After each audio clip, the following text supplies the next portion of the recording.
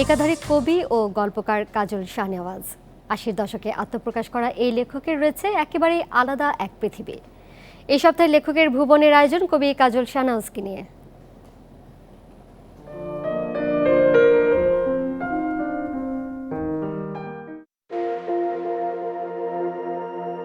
একটা অ্যানালগ কম্পাসের উপর নাচুনে কাছিম, দোদুল্যমান এক মুহূর্তের পরিচয়।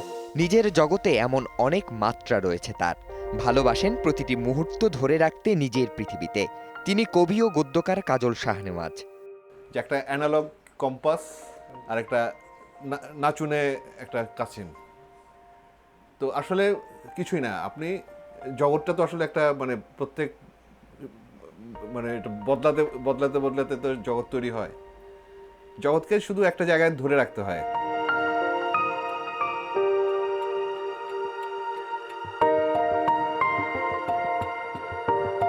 সব্যসাচীর মতো সমান তালে কাজল লিখে চলেছেন কবিতা ও গল্প। প্রিয় প্রকরণের প্রসঙ্গ আনতেই লেখক তাকে তুলনা করলেন দেহের সাথে। লেখার জিনিসটা আমার পুরোটাই দেহের ভিতরে মস্তিষ্ক আছে, দেহের ভিতরে হৃৎপিণ্ড আছে, কিন্তু দেহ ছন্দ, দেহ ভাষা, এটা দিয়েই তো ওই ভাষাটা যখন যেটা ডিমান্ড করে। ৮০ দশক থেকেই লিখছেন নিয়মিত। বিরামহীন এই পথচলা তার কাছে ধারাবাহিক যাত্রার মতো, যা বহন করে নিয়ে যায় সময়ের চিহ্ন। গদ্য ও পদ্য মিলিয়ে তার প্রকাশিত বইয়ের সংখ্যা ১০টি। সাহিত্য ভাবনার অভিনবত্ব তাকে টানে সবসময়।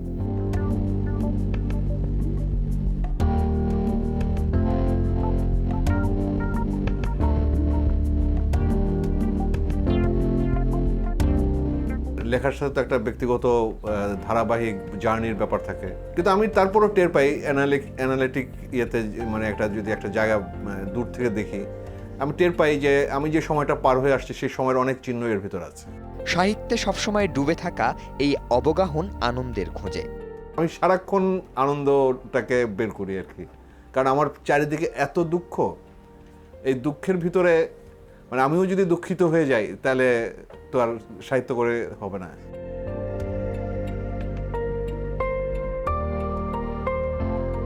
কাজল শাহনেওয়াজ লিখে যেতে চান জীবনের শেষ মুহূর্ত পর্যন্ত। দিতে চান আরও অনেক কবিতা ও গল্পের সম্ভার। মৃত্যুঞ্জয়ী হতে চান তার সাহিত্যকর্মের মধ্যে। Rakibul Iqbal, independent news, Dhaka.